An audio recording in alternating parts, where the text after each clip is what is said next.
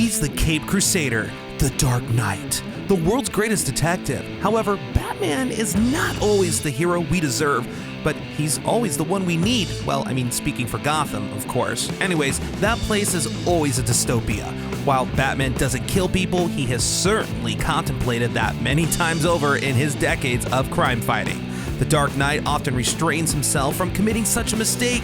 After all, doing so would be becoming the very thing he swore to fight against. There are times, however, when he failed to uphold his own virtues and rules. In fact, there are plenty of evil versions of Batman. Most of them are other people who simply took the cowl and mantle. A few of them, however, are versions of Bruce Wayne himself succumbing to the most primordial of human crimes. Here are 10 of the evil Batman versions that even the Joker might not find funny. Number 10, Batflick. Turns out Ben Affleck makes a pretty decent and dramatic Batman. He did capture the troubled side of the mad vigilante. His Batman is also loosely based on an old and more violent Bruce Wayne from Frank Miller's The Dark Knight Returns. Now, Batflick's most prominent appearance was alongside Superman in the blunderous Batman v Superman: Dawn of Justice. There, Batflick tortures and marks his criminal victims, which easily turns into a death sentence for them in prison. He also shows no qualms about killing Superman here and would have gone through with it had Superman not mentioned their mother's name, Martha. I know, right? What a coincidence. Oddly enough, broodier Batflick murdering Luthor's thugs in a warehouse was the best part of the film. Up next, Thomas Wayne. So Thomas Wayne's Batman is what happens if it was the young Bruce Wayne who got murdered instead. It was explored in Flashpoint, if you remember correctly, in an alternate timeline brought about by Eobard Thawne. In it, Thomas was stricken with grief and vengeance. I mean, he took up the mantle of the Batman to wage war on the criminals of Gotham in order to avenge his son. I mean, the dude straight rolls up with handguns. Now, if that's not Bat Thug status, I don't know what is. And his eyes glow red. Thomas Wayne as Batman is still somehow on the right side of the law, but not morality. He will torture his victims and then kill them by dropping them off of a building. He also used poison as weapons and would use any means necessary to achieve order, even if it meant killing all the criminals. Up next, Jason Todd.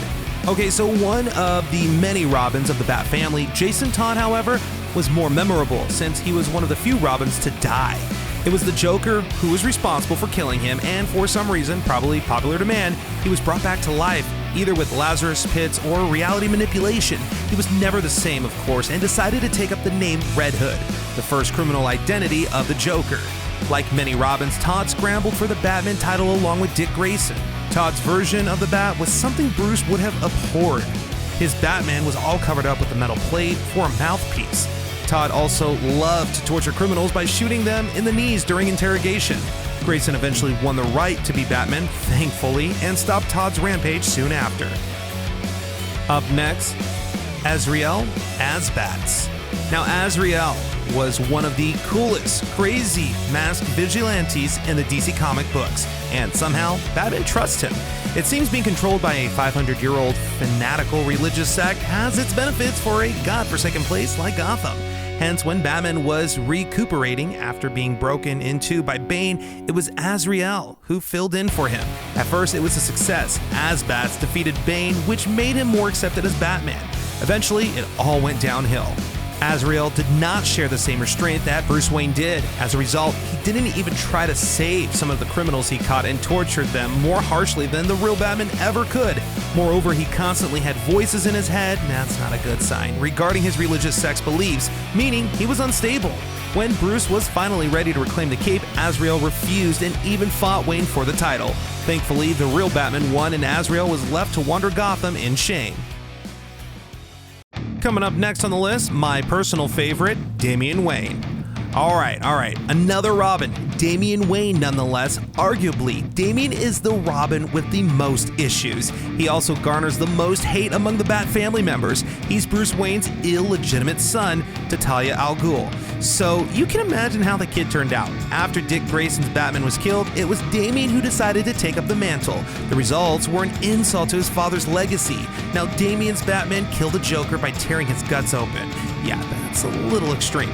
He also willingly kills any criminal he comes across if he deems it necessary to end their lives. Additionally, it was implied that Damian even made a pact with the devil, giving him immortality in exchange for his soul. Hence, his Batman has supernatural abilities and can heal wounds rapidly. Damian was such a failure as Batman, Gotham was destroyed and turned into a nuclear wasteland, partly because of him. Next on our list, Black Lantern Batman. So at the height of the popularity of the zombie genre in media, yeah, we all know that one, someone simply had to do a zombie Batman. So Marvel did it with their superheroes and mutants, so DC also had to. Still, their zombie Batman had a special twist. He's also a Black Lantern Corps member, or Corpse member would be more fitting. Some dude named Necros resurrected dead heroes, or in this Batman's case, clones of dead superheroes, to do his bidding. Black Lanterns, a version of the Green Lantern rings, which are reserved for the undead, found their way in zombie Batman's hands. So, along with the other zombified Justice League members as Black Lanterns, zombie Batman terrorized Hal Jordan, Barry Allen, and their Earth in the Blackest Night comic books. Up next, the Murder Machine. Alright, so here's what would happen if Batman loses his only remaining human tied to his parents, Alfred. The Murder Machine was a cyborg Batman first introduced by a certain evil Batman, which you'll hear about further down in this list. He's from Earth 44, an alternate reality where his Alfred got killed, and he started blaming himself and coming up with ways to replace Alfred. With Justice League Cyborg's help, Bruce managed to build an Alfred Protocol AI machine. Sadly, the AI became rogue and fused itself with Bruce. Not only that, but it also overtook Bruce and transformed both of them into a murder bot that has similar abilities as Cyborg. Alright, number 3, Nazi Batman. Would Batman still exist if Nazi Germany had won and conquered the world? You probably know the answer to that. He exists in Earth 10 and his name is Leatherwing. No, he's not an agent of anarchy in a time of overt fascism. In fact, it was Adolf Hitler himself who officiated him and his Nazi superhero group, Justice League Axis, in order to enforce the rules and policies of the Führer. Since he's a Nazi, he's also racist and sometimes has a glaring swastika on top of the bat logo of his costume.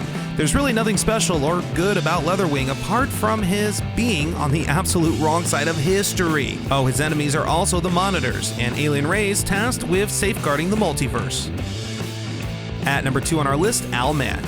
This is a fun one. Despite having a different name, Owlman is everything Batman was supposed to be if he was an evil billionaire genius with issues, instead of just a regular billionaire genius with issues. You see, Owlman hails from Earth 3, where Bruce Wayne actually had an older brother named Thomas Wayne Jr.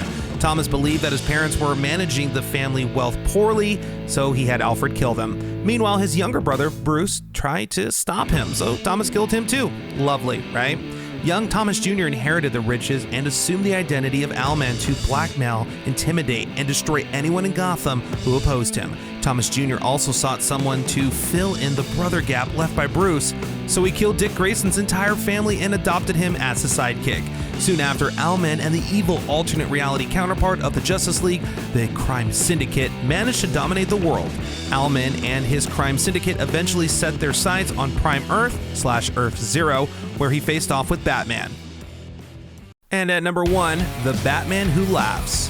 This unholy union between the Joker and the Batman is the most disturbing version of the Dark Knight yet.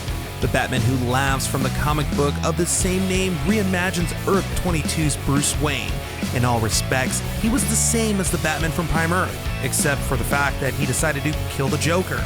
To his dismay, the Joker released a gas upon his death, which infected Bruce and turned him into the Joker version of Batman.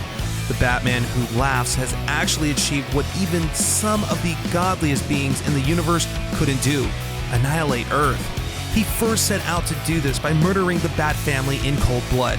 1 week after that, he successfully slaughtered the Justice League and caused Superman to go on a killing frenzy. He made the Man of Steel kill Lois Lane, and even his own son. Clearly, the Batman Who Laughs also caused insane amounts of trouble for the multiverse. It was only with Prime Earth's unlikely Bruce Wayne and Joker team up that they managed to defeat him. Alright, so this wraps up our list of the top 10 evil versions of Batman, ranked. Did we miss anyone? Well, let us know in the comments below. And if you haven't already liked our page, you gotta like and share our video. And if you did like what you saw, you can always check out more awesome content on our page. I'm Andrew Caravella. Find me on social media on Air Andrew. And as always, thanks for watching.